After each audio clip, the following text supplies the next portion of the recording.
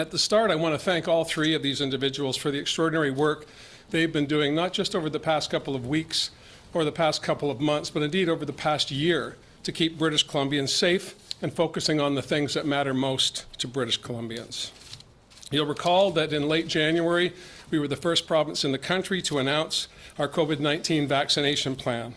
Our plan was to get people immunized as quickly as we could by focusing on those that were most at risk. The most severely ill that we've seen over the past number of months have been those who are in their latter years and those that have comorbidities. So our focus has been on not just those that are most susceptible, but indeed those that are most vulnerable and the people who care for them. And I want to say that it's been an extraordinary number of weeks where we've seen 275,000 people vaccinated here in British Columbia, focusing on long-term care residents and staff, people in rural and remote Indigenous communities, as well as healthcare workers that focus on COVID-19 patients. That's tremendous success based on the amount of vaccine we've had available to us, and we're very excited today to announce we're moving in to phase 2 of our vaccination plan. Although we already have about 90% of the residents in long-term care facilities and the staff immunized, we will continue to go back to those first stages, and Dr. Henry will lay out how we're going to do that in a few moments. But today, as we start phase 2, this will include, of course, seniors 80 years and better, or Indigenous elders 65 years or older. And through March and April, we plan to immunize another 400,000 people, building off the successes we had in phase 1.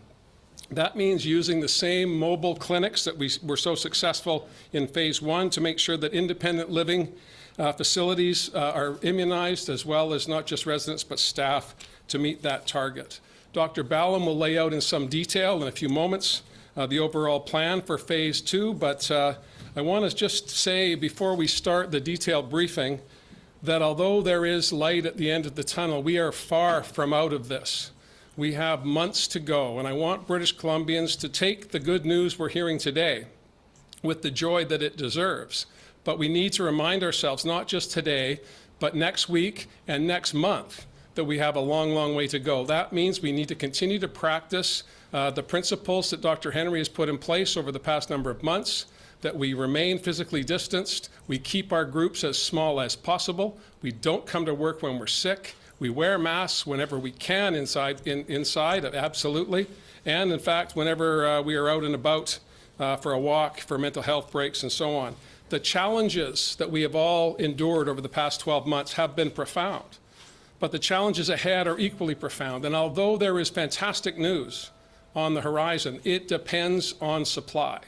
And I think most British Columbians know, but I want to repeat it again. We are dependent on offshore supplies of vaccines to meet our targets. The federal government has been working overtime to ensure we get access to those vaccines, but there is no domestic supplier that we can put pressure on. This is a global pandemic. This is a scarce commodity that is in high demand in every corner of the planet. That means that we have to do our level best to focus on staying safe, keeping our families, our communities, and our province in a good place as we roll out the plan. Very good news today. Dr. Henry's going to tell us a little bit about that before we turn it to Dr. Ballem and Minister Dix. But again, to all British Columbians, we need to continue what we're doing. We need to stay the course so that we can keep our families, our communities, and our province safe. With that, I'll pass it on to Dr. Henry, and we'll go from there. Thank you very much, and good morning. As you know, throughout this pandemic, our goals have been quite clear. Our three main goals have been to do all we can to prevent people from getting seriously ill or dying from COVID-19, to keep our health system fully functioning so that anyone who needs the care that can get the care that they need when they need it, and of course to minimize as much as we can the disruption to our society, although we know that it has been profound. These goals have guided our decision-making on our pandemic response and on our BC immunization program. The scientific evidence has proven that the single most important risk factor for becoming seriously ill or dying from COVID-19 is age. The older you are, the more at risk of severe illness or death you are. That is why here in BC, like many jurisdictions around the world, the foundation of our immunization program is an age-based approach to first protect those who are most vulnerable or caring for the most vulnerable in our long-term care, assisted living, and now moving out into the community. We are starting with our oldest and most vulnerable and working from there. But we now have some new tools. First, as we heard on Friday, we now have 3 safe and highly effective vaccines available for use in Canada. The addition of the AstraZeneca and Serum Institute of India viral vector vaccine, which has been used quite a lot in many countries in the world, particularly in the UK, which will be supplied from these 2 manufacturers, allows us to be more agile in where and how we can immunize people here in BC. Unlike the vaccines that we've had so far from Pfizer-BioNTech and from Moderna, this is a vaccine that is stable at fridge temperatures, so 2 to 8 as we call it in the immunization world. That means we can use our community infrastructure and we can be much more flexible on how we can immunize people. We can use our established distribution systems because no special freezers are needed. Once we know how much we'll be receiving here in BC and when, we will be able to further expand who is receiving vaccine. And our plan has always been to look at a parallel track for some of these fridge-stable and more flexible vaccines. And we don't anticipate that the supplies that we're going to get in the short term are going to be at the level that we have with the Pfizer and the Moderna vaccines. We do believe that we will start to target essential workers, particularly our first responders and our key essential workers who are not able to work from home. And we've had a number of places and communities around the province where we've had outbreaks. If we think about things like poultry workers, people who work in some of our mail distribution centres. So our BC Immunization Committee will be looking at how do we best use the doses that we have coming in. We expect that we'll receive our first shipment sometime next week. But once we get those details, we'll be working those through and determining who best to target with the initial supplies. So this is exciting news. That means that we will be able to move everybody up in the queue.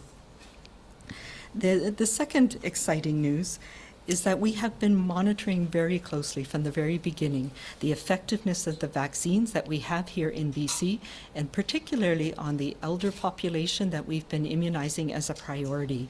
And we have expertise at the BC Centre for Disease Control in particular, where we, from the very early days, we made sure that every single dose was recorded and we knew who got what vaccine when.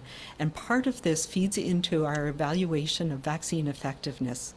We have seen that the vaccines we have here in BC are safe and they provide a very high level of real-world protection with the initial dose. And some of that data was presented last week from the BC CDC, which showed that the protection that we're getting after a single dose, once your body's immune system responds to that, so at about 3 weeks, is about 90%. Even in long-term care homes, our most frail elderly.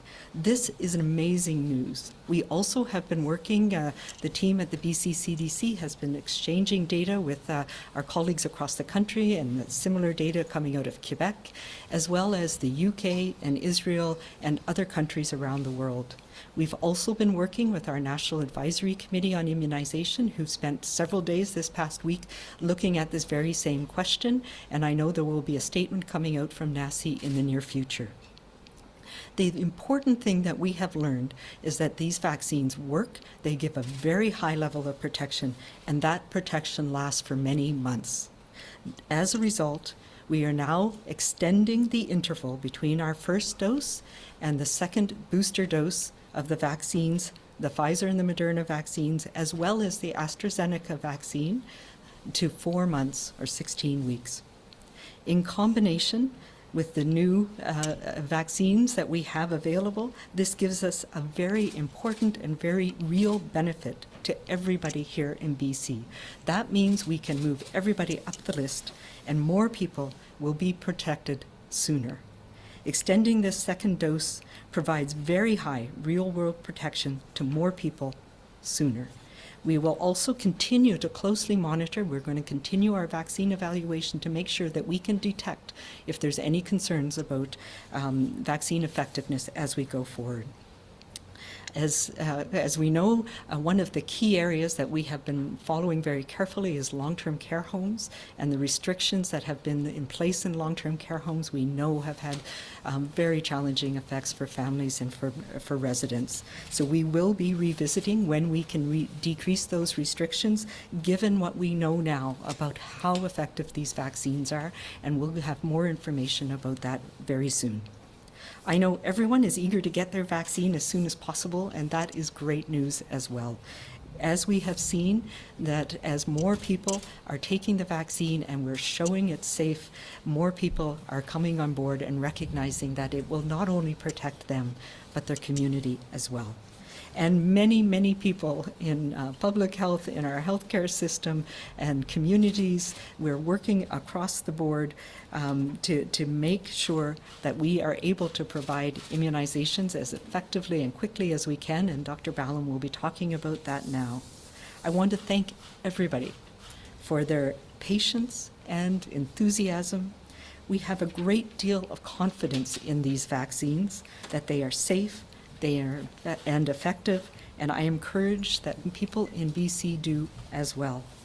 I'll now hand things over to Dr. Ballem to speak about the specific logistical challenges and details of the next phase. Thanks very much, Dr. Henry and Premier Horgan. It's a pleasure to be back here today to just report back on a short summary of the progress that we've made in phase 1, and then just provide some really detailed information for our public around what's ahead of us in these exciting next weeks of March and into early April. This slide basically just talks about our commitment that was made in January. You know, we have committed to immunize our full population by the end of September. And our approach was divided into 4 phases. We're now entering phase 2. Both phase 1 and phase 2 are focused on priority populations, which I'll describe to you. And in phase 3, we move into the broader general population, where we will be approaching it using age-based groups. Next slide.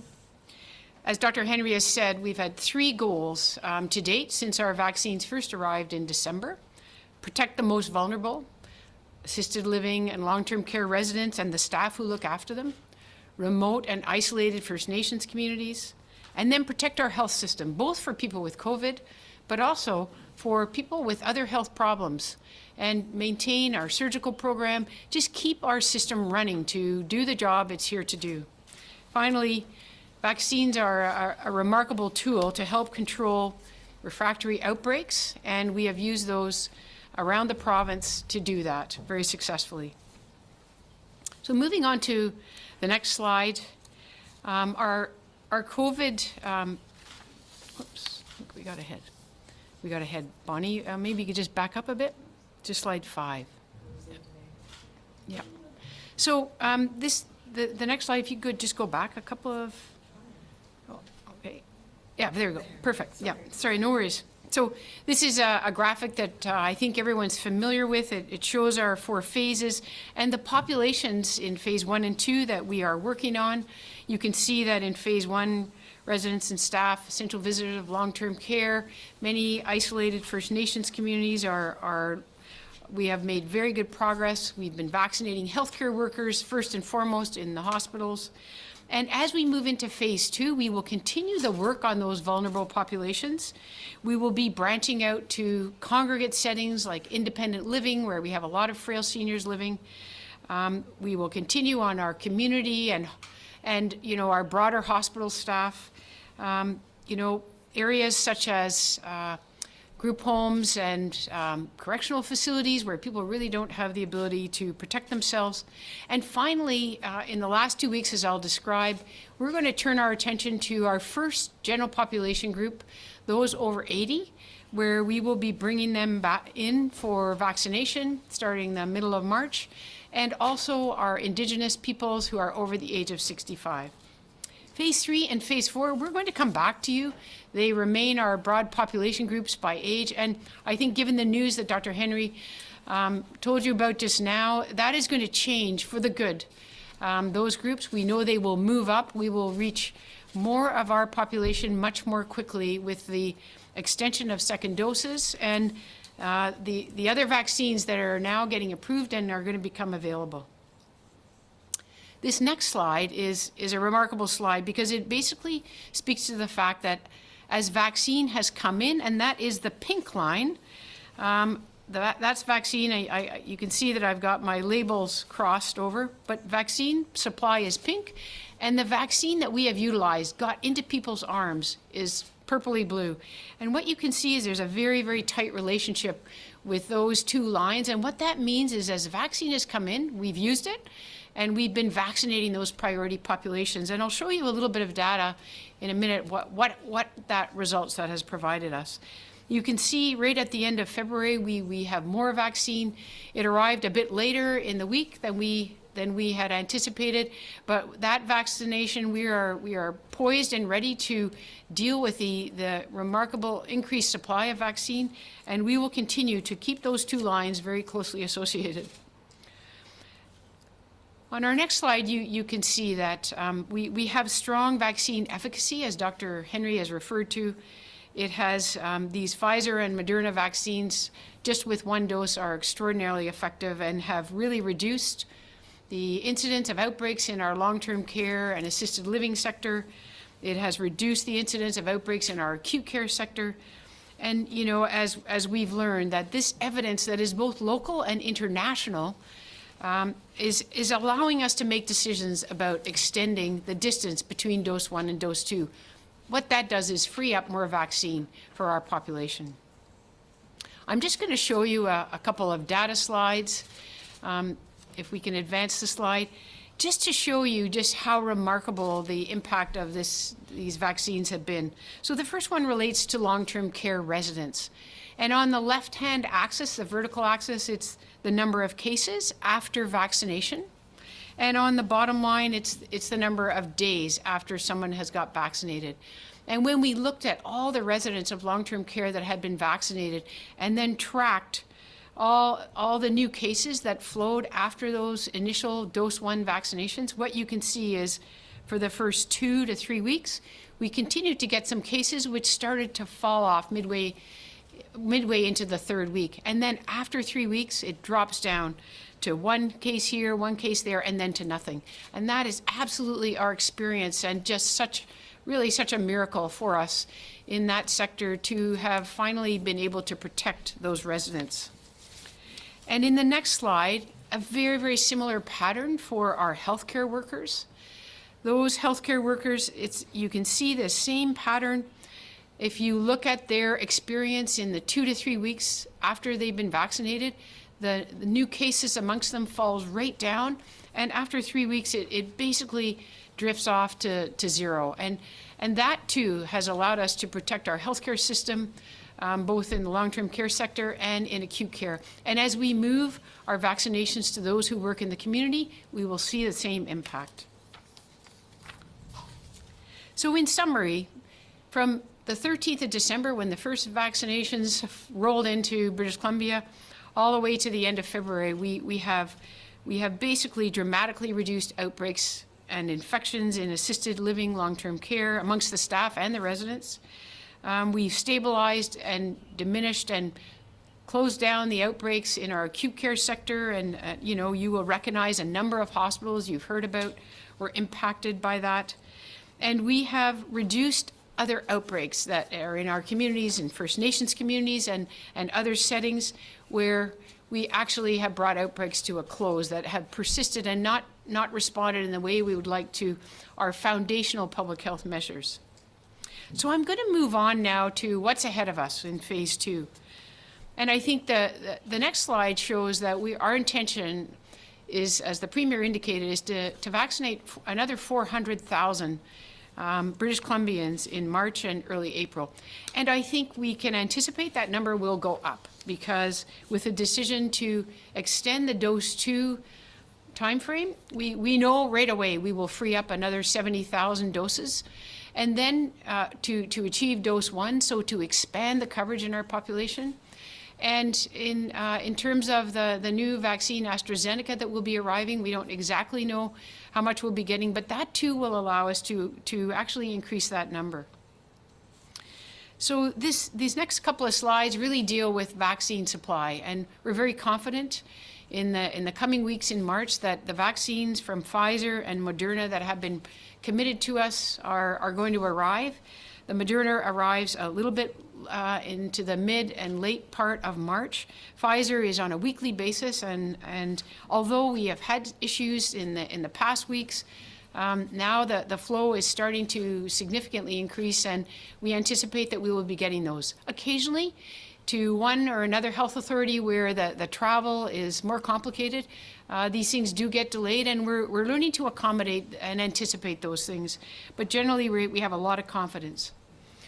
The populations that we'll be addressing, as I said, we've got priority populations that remain to be finished off from phase 1 and phase 2, about 190,000. We've got remote and isolated Indigenous communities we have to finish off, and some communities with clusters. We will then turn our attention to people born before 1941 or on in that year, and those are the 80 plus. That's our first population group, and along with them are 65 plus Indigenous peoples who will be coming in to get vaccinated. You can see there's a very good match between the pretty solidly anticipated supply of Moderna and Pfizer and the remaining population that we want to vaccinate. This next slide basically covers ground that Dr. Henry has talked about today, so I'm really not going to go into it. But essentially, as I said, we will have about 70,000 extra dose 1s to actually expand the spread for our population.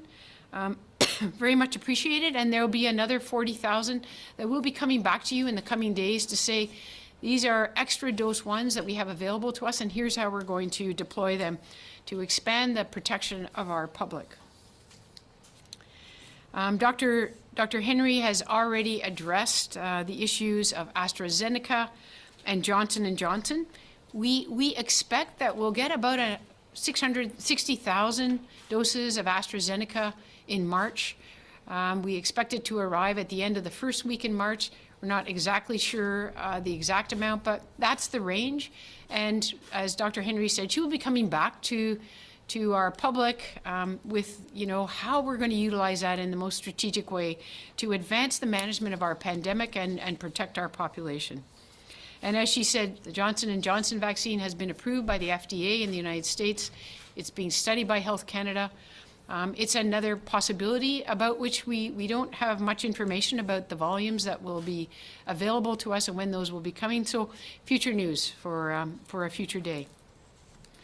So I want to return back then to the more detailed plans for phase 2, and particularly those that address our population-based groups of seniors over 80 and First Nations Indigenous peoples over 65. So this next slide basically talks about the phase 2 timeline.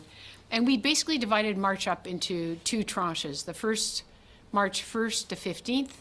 And that we will continue, as I said, with the remainder of our phase 1 and our phase 2 priority population groups. High-risk individuals in congregate settings, in shelters, in correctional facilities, in group homes who are quite vulnerable. Continue on with our healthcare workers, our high-risk seniors living in independent living, both them and the staff that look after them, high-risk seniors in supportive housing, and long-term home support clients who are living in their own homes, often with family, but are receiving regular support to help them manage in their frailty.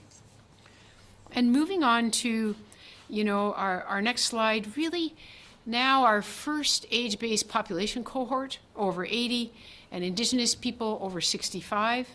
This is the first age cohort of the general public to be vaccinated. It's very exciting.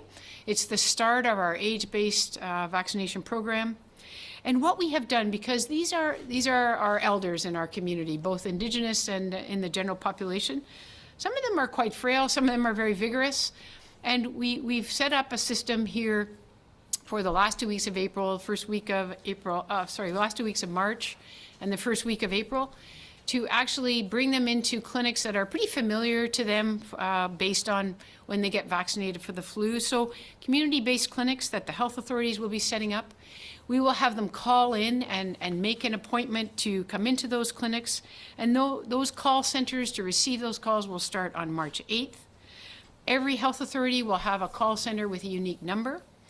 The appointments can be made for the available clinics in these communities. And we will, in order to manage the volume, because there's about 175,000 of our public who are over the age of 80 who are going to be enthusiastically responding to the opportunity to get vaccine. And we know their families have been fussing about them and wanting to get them in and get them protected because they know, as Dr. Henry has told us, that they're the most vulnerable. So we are going to divide our over 80 population into subgroups based on their year of birth and their corresponding age, in order to not overwhelm our call centers right off the bat, because we've seen that happen, and we can protect to a certain amount against that, and we know our public is going to want to cooperate so that we can get our elders in the community vaccinated. And there are some communities where they're so small that they will be vaccinated in total, and I can give you information about that later, and it will be on the health authority websites. But basically, on the next slide, you can see the construct of how we're going to have people call in. So we'll divide it up into 3 segments. The first one, starting the ability to call in and make an appointment for a vaccine, will be those over 90. And it will be by year of birth, so they are born in or before 1931. The next group will call in starting March 15th. And their vaccinations will start March 22nd. So you see it will be a week and a week for the call and then the vaccination. So for those over 85, their year of birth is in or before 1936. And finally, the group over 80, which is our largest group, they can start calling March 22nd to their local health authority call center. Their vaccinations will start March 29th, and their year of birth will be in or before 1941. For our Indigenous people, they can call in starting the first week, and we will vaccinate them throughout the full time period. People should only call in when they're eligible, and we really encourage our media colleagues and our MLAs, our communities, family members, to actually help people understand why this is so important, so that our ability to respond and book people in these age segments isn't interfered with by just the technical overwhelm of call centers by so many people all calling in at once. But reassure them that everybody's going to get vaccinated. We will reach everyone. If they miss their eligible call date, it's no problem. Once they're eligible, they can call any time after that. And we want everyone to understand that they don't have to rush to be the first caller. They will get their vaccine, they will get it in their community, and it will be a remarkable event. So just moving on for a little bit more detail, because many people over their 80s might need some help with calling in, we're going to make it very easy for that. If they have a family member, support person, a friend who can actually help them call into the call center, or even use their mobile device or their email to get the confirmation that their over 80 elder or senior is actually booked for a vaccination. We were encouraging people to get help if they need it, and not to feel that they have to, navigate this system all on their own.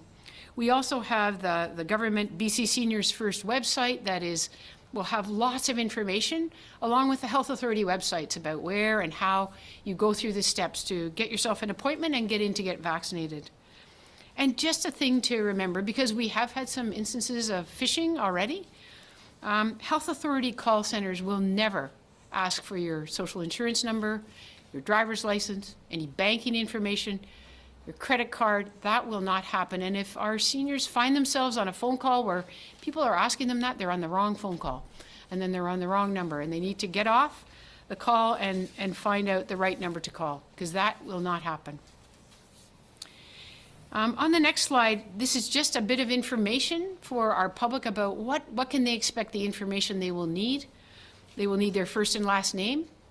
They will be providing their date of birth, and if they're ineligible for that week, they will be nicely told that they have to wait till the next week.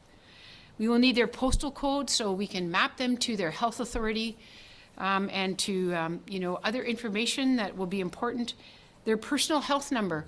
And many people may not know what their personal health number is. It's the thing that's on the back of either their driver's license, their BC services card, or many people still carry around their care card that you can see in this slide. And that's all the personal health number. And that's a very important number for them to have ready for us. And then contact information, either their own as a senior or the contact information for their support person. And they will get their appointment confirmed both on the telephone and then by email or text. So let's just walk Mrs. McWhinney from Richmond, who's 86 years old, through her process. So Mrs. McWhinney's going to hear on the radio, on the TV, she might have her daughter call her friends, her church group, her social support network, her seniors network might say, oh, it's time for you to get your vaccine. You're eligible now. And she can learn of the steps to get that vaccine through her support network by going on the government website, by going on her own health authority website, which will lay it all out very clearly. We will be running ads in the paper and on the internet. Like, we are trying to get a multi-channel approach out, also through civil society organizations who work with seniors and with people in the immigrant and refugee community. So we've touched base with all of them, and they will get this information. So it's through our whole community that our seniors will learn that they're eligible now for vaccination, and also help explain the year of birth segmenting that we do to protect our call centers. So Mrs. McWhinney can call the Vancouver Coastal Health Call Center on her week of eligibility, which will be after March 15th because she's 86, born on, her year of birth was 1934. She'll talk to an agent, schedule an appointment, book a location, and then she'll receive confirmation by email or text, and either that will go to her own email or text or her mobile phone, or that she's provided of a friend or support or a family member. And she will get vaccinated the week of March 22nd. So what if Mrs. McWhinney calls and it isn't her week or her by age to call? And if that happens, she will very nicely be asked to call back during the week that she is eligible and book any time after that. And what if the call center queue is too long for her? We will have a queue that is a reasonable length of time, and after that we will ask people to call back later when the loads have come off. And we know that these are things that happen. Every jurisdiction we've talked to has experienced these issues in the early days of opening up to the broad public, and it's just something that we hope everybody will help us manage through the segmenting of age, and also just encouraging people just to call when it's clearly their week to be eligible. And if Mrs. McWhinney's daughter or neighbor is calling on her behalf, no problem. The booking will be made, the contact information will be clarified, and then if Mrs. McWhinney has questions about her vaccine, about the safety, or other COVID issues, there is the COVID line she will be able to call and ask her family doctor, who is well informed, and also go on the Health Authority, the BC CDC website, and the government website. So this next slide is really a social media graphic that we will be using just to clarify these dates so everyone understands when it's their time to call and when they'll get their vaccination. So I'm not going to walk you through that again. I'm just going to quickly talk about phase 3 and phase 4, which, as we look ahead to the rest of our population, we know it's going to change. So just right up front, we've just had this news of AstraZeneca at the very end of the week, not quite sure the exact volumes. And then, as Dr. Henry said, the extension of dose 2 will make a big, big difference to our ability to vaccinate our mass population. It will effectively, when we modeled it last night, it will likely result in by mid to late July that we will have been able to give a first dose to everybody in our population, which is a significant shift from our earlier plan out into September. So we will be coming back with the details on that. So it's very, very good news. Very good news for returning to life as usual. But as the Premier says, in the meantime, we have to still pay close attention to our public health guidelines. But phase 3 will begin in mid-April, and the one thing that will be a major transformation is that we will have a provincial digital platform at that time. There will be a very robust online registration and booking system. We will have a provincial call center, one number, that will actually allow people to get help from a call center if they require it. But as we move down in the age groups, we know more and more people will want to book themselves online. They're very used to that. And that in and of itself is a major, major step forward for our whole vaccination program, not just for COVID, but for all vaccines in British Columbia. And to Dr. Henry's point, our ability to track every vaccine that's given, who it went to, where they live, how old they were, and in the case of these these first two phases, what priority group they were in. It has allowed us to track, real-time vaccine effectiveness, where we have gaps in reach, and to readjust and reconfigure our approach. So really, this will be a big step, and we'll be coming back to talk to you about all that in the near future. So in summary, we plan to vaccinate 400,000 people in BC or more in March and the very early part of April. The first 2 weeks in March, we'll be reaching out through the health authorities to reach people in different settings, and finishing off our priority populations to the greatest extent possible.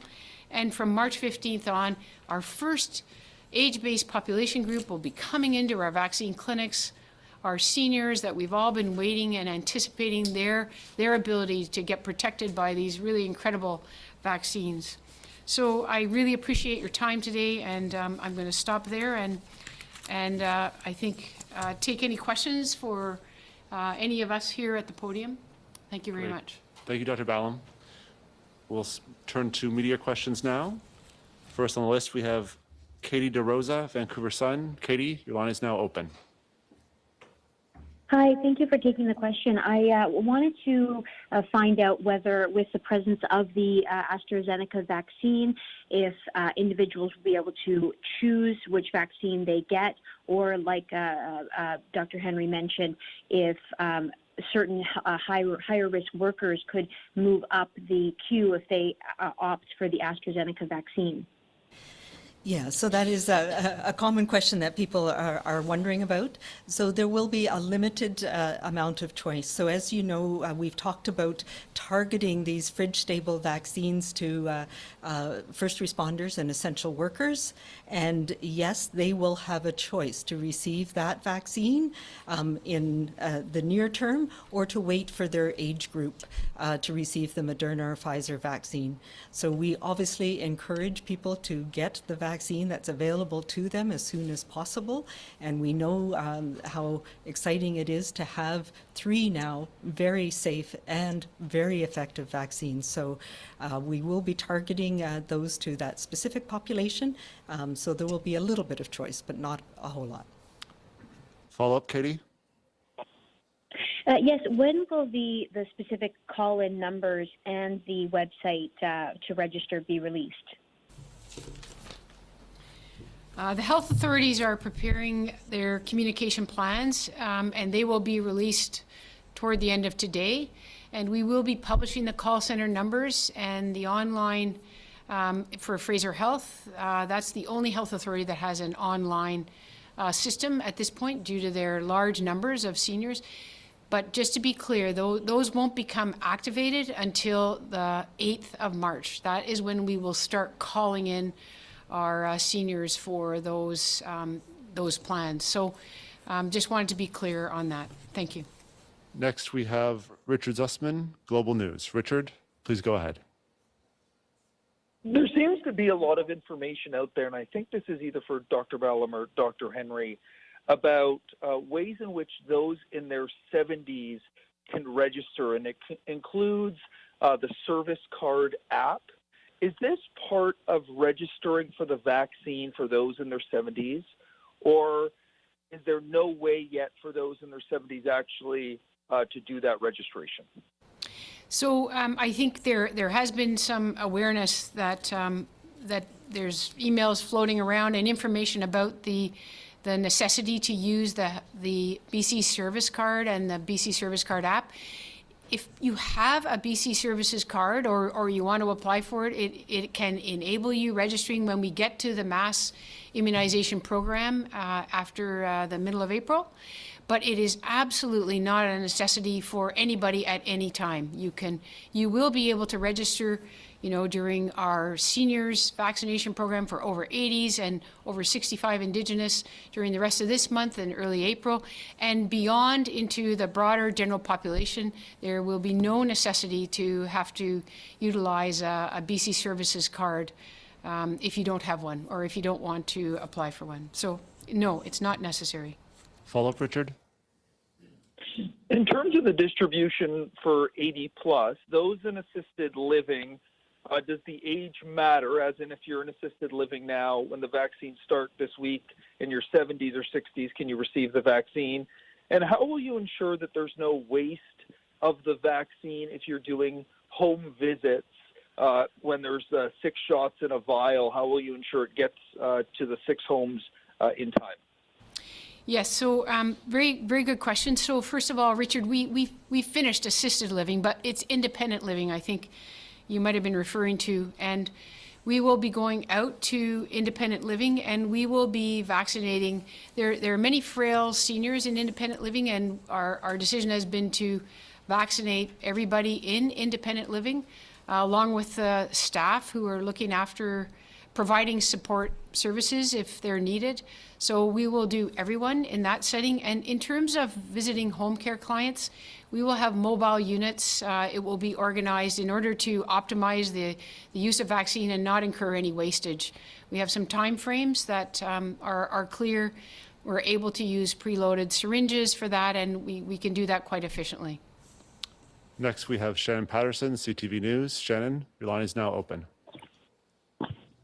Oh, hi, doctors. Just wondering if there is some concern that when you advertise a line that people can call to book a vaccine shot, that it will be inundated with calls from people who aren't eligible, younger people trying to convince the call taker that they should be vaccinated, general questions.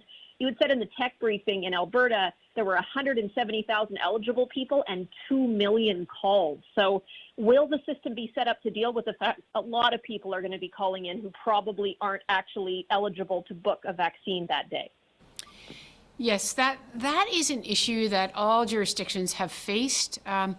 Going out in a very proactive fashion as we have today, and we will continue to do over the next week to help people understand why we have segmented the population and why it's important not to phone in and try and convince people that, you're only 44 but you need a vaccine, because what that's going to do is interfere with getting our most frail, oldest age group, our seniors, vaccinated, those over 80 and over 65 Indigenous people. So, I think what we're going to do is we're counting on everybody. It's a whole community that's going to deliver this. Everybody's going to get vaccinated, and we have to focus now on this particular age group, and they're very important to get protected. Dr. Henry has been pushing us hard to get to the point where we can start vaccinating them and making sure they're protected. And I think we just need to depend and give all the information to our whole community, to organizations that work with seniors and their families, and just make sure that we respect what we're trying to achieve. If a call center goes down, we will put it right back up on its feet as quickly as possible. And, that's the reality of it. But we're hoping to avoid that if at all possible. Follow-up, Shannon? Yeah, this might be for Dr. Henry or Minister Dix. Can you talk a little bit about the staffing of these call centers and the mass vaccination sites? Are you guys reaching out trying to hire a lot of people now? Where will they come from? And is there any concern you won't be able to find enough people to do this? It's going to require a lot of people. Yes, you're absolutely right. Our mass vaccination program, starting in April, is going to require a lot of people. You can see as the vaccine volume goes up, we're doing a lot of planning work. You start with how many immunizers you need, and then you work backwards from there to understand all the other staff that are required to, undertake a big setting like this to vaccinate people. So we've got a lot of planning done. We've had, a lot of really remarkable responses from our community partners and from our business sector who want to help. So all of those details are, basically well underway. And, we look forward to coming back and giving you the whole story, looking ahead into our mass vaccination program through April, May, June, and July. Yes. Just to say that we talked about last week that we want to expand the pool of immunizers that we have available, people with that skill set to do different parts in our clinics, whether that's pharmacy technicians drawing up vaccine in a systematic way, engaging with fire services, with other medical professions. And so I have issued an order, a PHO order, that allows that to happen.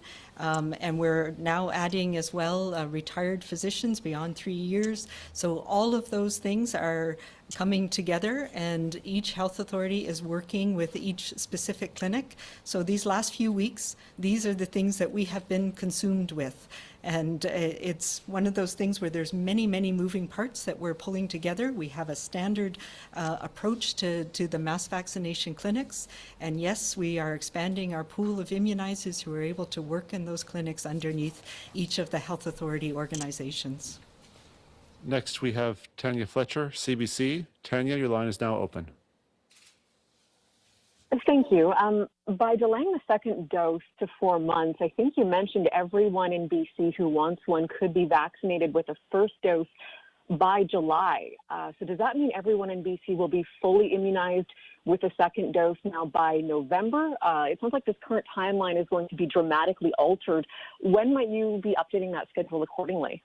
Yeah, so these are our decisions that have gone through our immunization committee, through our public health team, and we made them based on the data that we have and the evidence that we have now about how to best protect people in the short term. We also know that our vaccine is back-end loaded still. Even though we're getting more now, we're going to have a lot more come third quarter, come into the summer, and we will be focusing then on second dose clinics starting in July.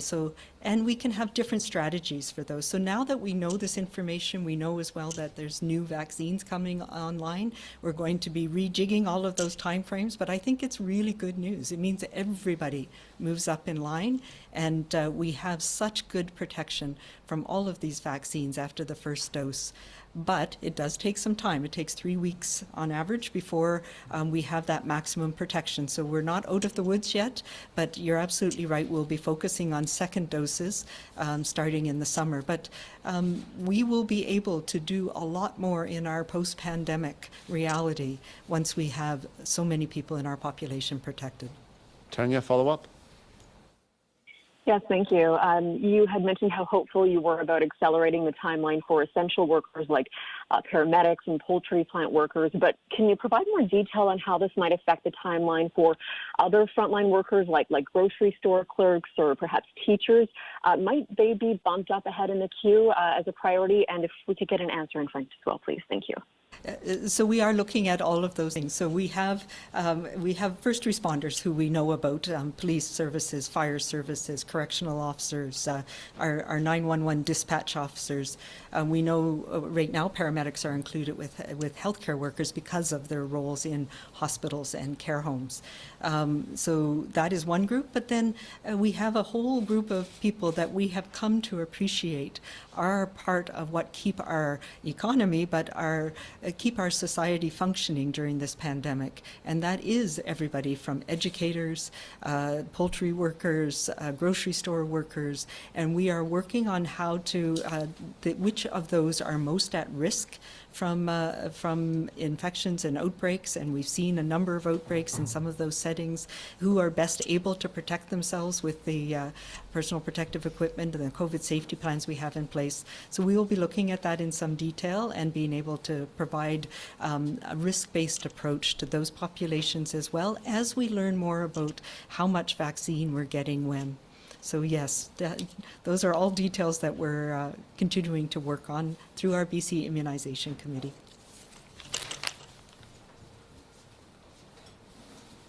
Oui, effectivement. Et il faut dire que déjà, le service d'ambulance fait partie de notre système qui est en train d'être vacciné, ont déjà été vaccinés en Colombie-Britannique. Donc, pour l'ambulance, c'est déjà fait ou en train d'être fait. Mais pour les autres services essentiels dans la société, oui, la présence d'AstraZeneca va changer le jeu en quelque sorte, donc va donner l'opportunité à d'autres groupes d'être vaccinés.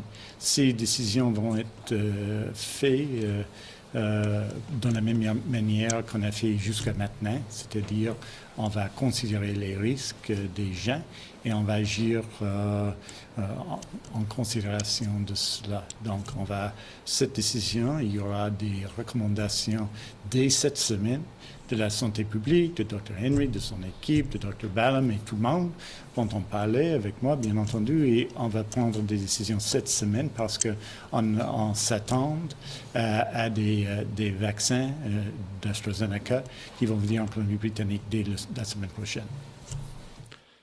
Next, we have Lisa Yuzda, News 1130. Lisa, please go ahead. Hi there. You mentioned using plans like were used for vaccinating the elderly for flu. So I'm imagining that means using health units and things like that. When do you go beyond that? And where are you at with setting up places like arenas and centers and community centers for these larger groups? And when are we going to see those open? Yes, so for our seniors, we'll be starting the vaccination clinics starting March 15th. Will be available for them to come into, and many of them, some of them will be in community centers, some of them in, different community places where we routinely use for vaccinating those groups for the flu. But when we get into March, starting March 12th, we will have April. When we get into April, starting for the broader population, 75 and up and under, we will have mass clinics that are being basically set up, locked down as we speak across the province. Some of them will be very larger than anybody has probably ever experienced in Canada, and others in small communities. Small communities, will probably use the traditional settings they have all along, because we can, if we're there for a week, we can manage to get people vaccinated through that time frame. So we will be coming back to just basically talk about all these various components of this, a little later on in March. So right now we're trying to focus on the over 80s, but there's a massive effort underway with the health authorities, community partners, Immunize BC, the ministry, Dr. Henry's office, to actually prepare for the broad general population vaccine by age group that's going to be rolling out April 12th and beyond. Lisa, follow up? Yes, I'm wondering, what could derail this plan as it laid out? How confident are you that what's coming for vaccinations, for vaccine supply, is guaranteed or more? Or could there be a hiccup there? And what about people who get vaccinated who are like, I can live my best life now because they've been vaccinated? Well, thousands and hundreds of thousands, others have not. Right. So I'm going to let Dr. Henry address the last one, but for the first one, we have had, I think if you look at our results and the flow of vaccine, yes, there have been some intermittent hiccups. Some of them been due to Mother Nature, to weather issues, other due to planned, or maybe unanticipated, but planned production facility remakes by our vaccine producers who are trying to keep up with global demand, which is good news. And adjusting to those shortages in the short time frame is actually, the least we can do in order to assure that we have sufficient supply and the kinds of volumes that we're anticipating going into the sort of April onward, where we're trying to protect our whole public. So, we have good confidence. I think we, as the Premier has said, these vaccines are being manufactured outside our country. We don't have endless control. The federal government has contracted with a broad number of vaccine producers for vaccine. They've contracted for more than we're actually going to need in Canada.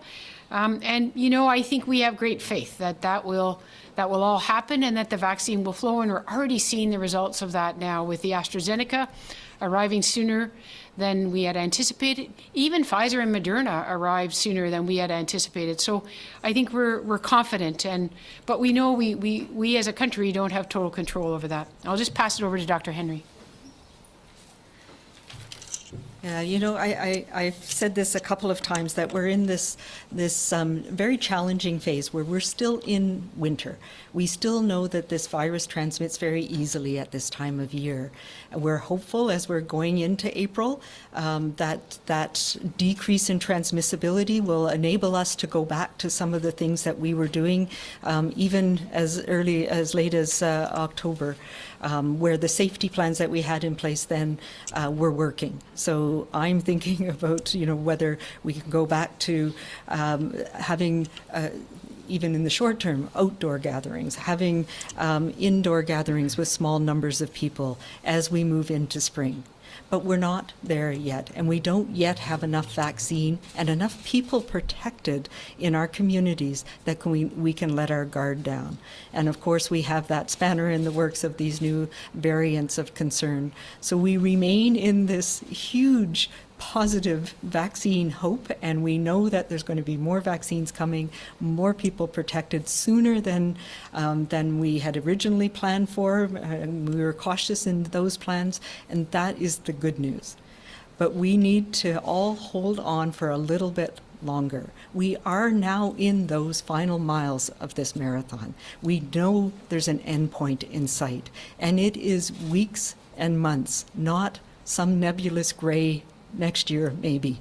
So this is where we need to all just focus and support each other a little bit longer to keep doing those things that we're doing so that this virus doesn't take off right now when we're so close. So we need to continue, as the Premier said, to use all of our layers of protection right now as we're able to roll out vaccine to protect people in as fast as we can in our systematic way over the next few months. Next, we have Camille Baines, Canadian Press. Camille, your line is now open. Hi, thank you. Dr. Henry, I'd previously asked about the plan for Indigenous peoples, vaccinating all of them, as the Federal Indigenous Services Minister has talked about getting provinces to do that. Can you please be more specific about what the province's plan is beyond rural and remote communities?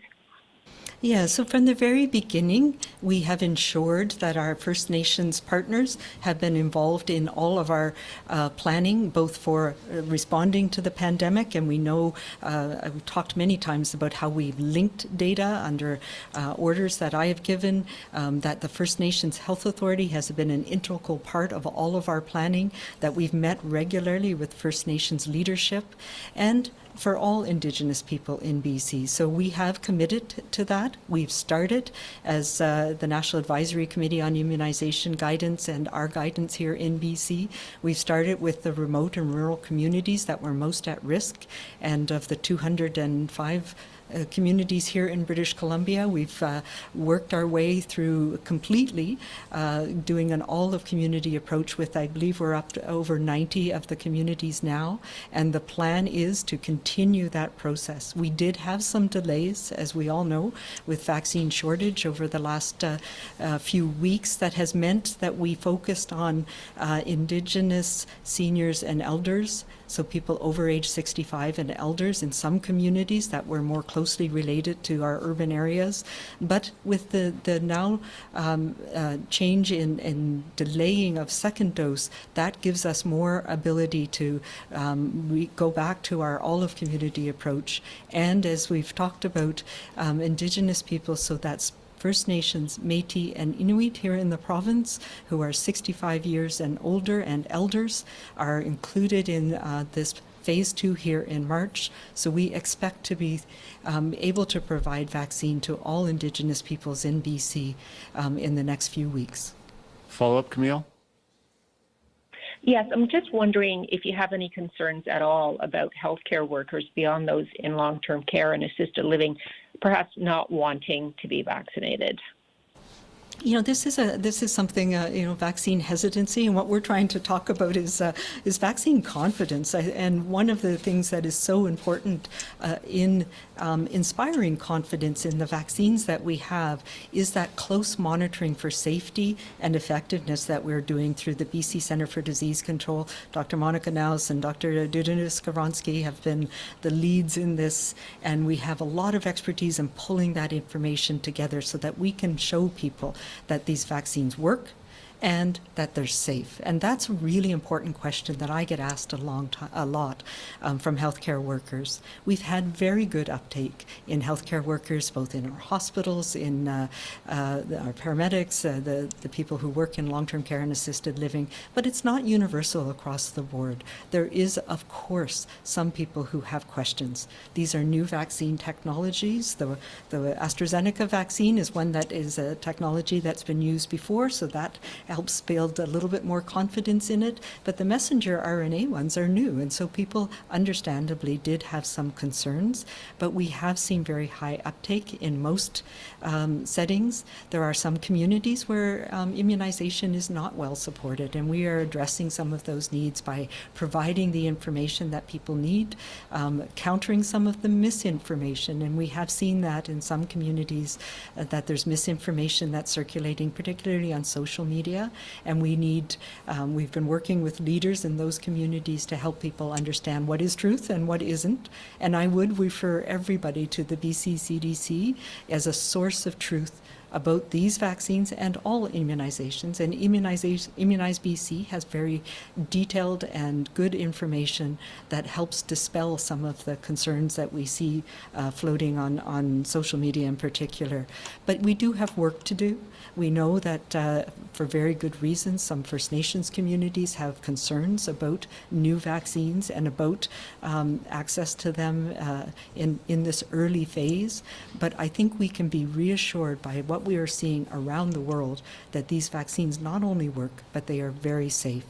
And one of the reasons I myself received my vaccine was to show that I have full confidence in these vaccines. And I will say as well, so that anybody's wondering, I have not yet had my second dose, and I have been watching this data very closely and will be receiving my second dose about 4 months, or maybe even longer if we determine that that's a better for our own immune system. So. Next, we have Prabjot Sohal from Red FM. Prabjot, go ahead. Thank you for taking my question. I think Dr. Henry answered some of the question, a bit of it. But again, I'll try it again. So because of the variant exposure in schools in Delta and Surrey, a lot of teachers are concerned, and their concern basically is that either the work safety measures should be increased or mask mandate should be extended. And now that there is more vaccine available with the extension of the second dose and AstraZeneca coming in, do you think you might end up prioritizing teachers in the province as well? Or you would rather consider extending the mask mandate or other safety measures? So, we've talked about safety measures in schools many times, and yes, we do know that in areas where we have more transmission in our communities, that's reflected in exposures in the school setting. Thankfully, we know that the safety plans that are in place mean that there's very few transmissions that happen in schools. So people are not getting infected at a high level in schools. And we're working very closely. And I know Fraser Health and the Surrey School District are looking at everything. They're reviewing all of the COVID safety plans, and they will make decisions about how to best support the safety plans that are in schools in that district and as we have in every other district. So absolutely, we know that people who cannot work from home, and we know how important it is to keep our educational system going, how important it is for children and young people to have that. So teachers, educators are on that list of people that we know are essential workers, and we will be coming up with a plan for how we can provide vaccine to them, and it will be based on how much vaccine we have, what vaccines we have available, and when. Prabjot, do you have a follow-up? Yes, my follow-up is related to the vaccine hesitancy. And this was something that now that we are entering into mass vaccination phases, what is the province planning to do when there are cases of adverse event reporting, whether it is true or false? How do you plan to deal with that? So we do have a system for reporting of what we call APHIS, adverse events following immunization. I do report on that weekly, but it also, information is available on the BC CDC website. So we watch that very carefully. This is why I've been so fussed from the very beginning about why we need to know exactly which vaccine went into, which lot number of which vaccine everybody receives. That's really important because we know from history with vaccines that sometimes production things can happen or certain lot numbers even can be affected. So we want to be able to find everybody if we need to. We've also known that we've had some, most of the serious adverse events that we've seen with these vaccines, now with hundreds of thousands that we've used here in BC, but also with the millions of doses that have been delivered around the world. One of the things that has shown up is people having anaphylaxis or a severe allergic reaction. These are things that we see with many vaccines. They're quite common, and when we deal with large numbers of people being immunized, we expect to see these. And this is why we're taking the time that we need to make sure that everybody who works in our immunization clinics knows what to do. It's not just putting a needle in somebody's arm. It's about what does the vaccine, what are the contraindication, who are the people who shouldn't receive it, what are the things that you can expect when you receive it, and we make people wait and ensure that if they do have any allergic reaction or symptoms, that we're able to treat it right away. And that is what has been happening across the board here. We have had last I checked, it was, I won't say a number because I can't remember off the top of my head, but we had a couple of dozen people in clinics around the province who have had an anaphylactic reaction or an allergic reaction to the vaccine.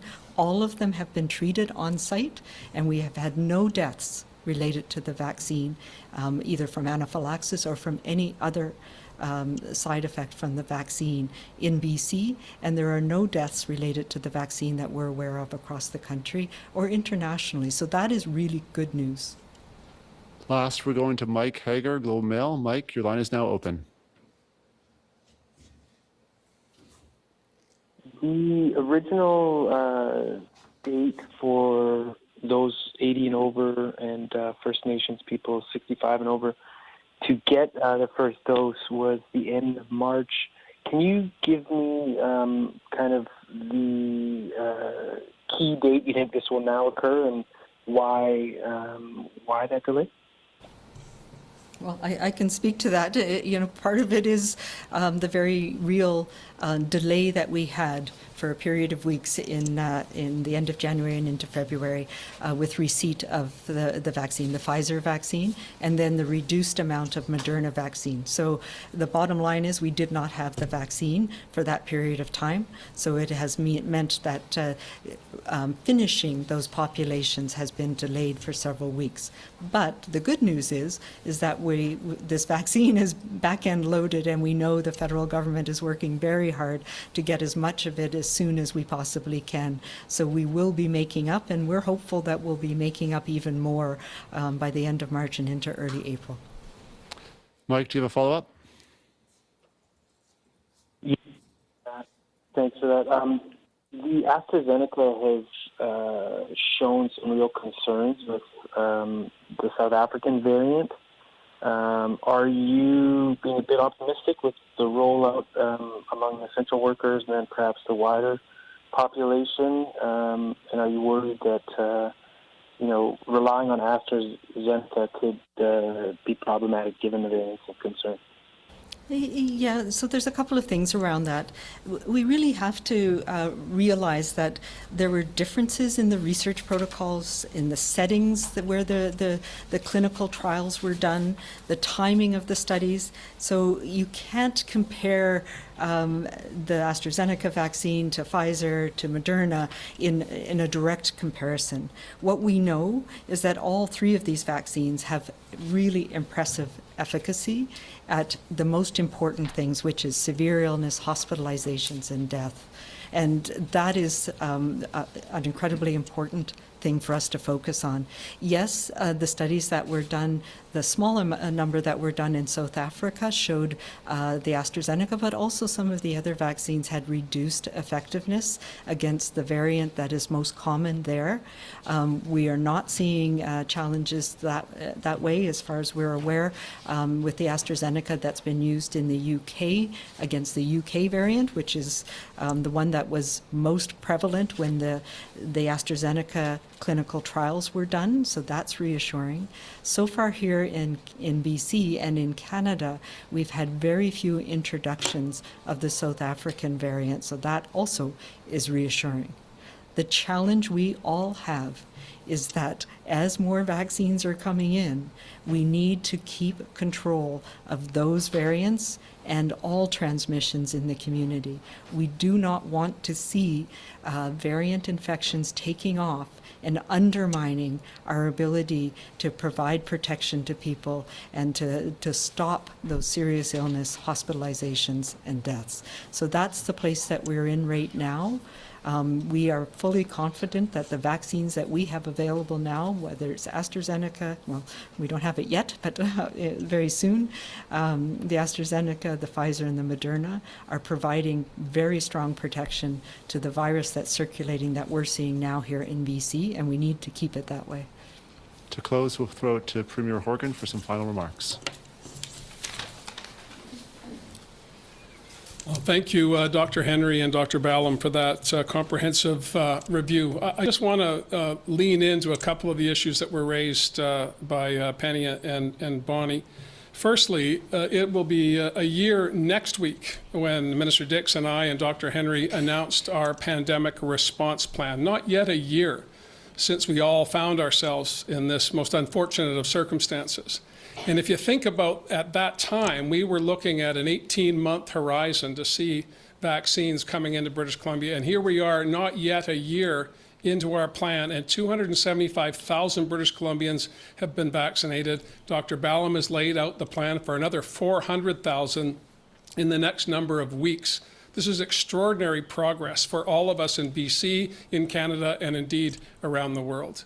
But we are dependent on offshore resources in this instance. And I want to tip my cap to the extraordinary work of Health Canada, Dr. Tam and her team, and also the BC Centre for Disease Control, who was leading the way in the research that we're doing with Dr. Henry and others. We are profoundly fortunate in British Columbia to have such a quality team focused on making sure that all of us stay safe. But we have a role to play as well as citizens. We have a responsibility to each other, to our families, and to our communities to continue to follow the principles that have been put in place with respect to physical distancing, with respect to mask wearing, and acting appropriately in every circumstance we find ourselves in. That's our obligation. That's what we need to do, to pay tribute to the people at the BC Centre for Disease Control, to the people on the front lines, whether they be in our healthcare institutions, our grocery stores, our schools.